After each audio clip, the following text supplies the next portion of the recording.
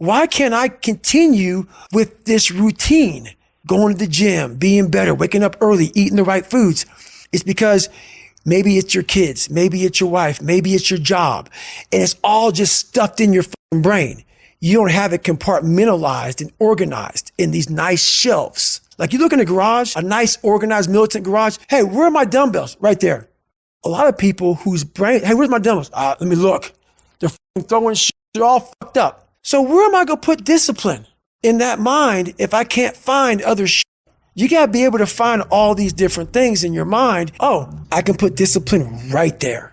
I can put consistency right there. I can put all these things right there in that spot. Your mind has to always be clear. That's why I meditate 2 hours every single night, because I refresh, I reorganize the garage, which is my mind, every night.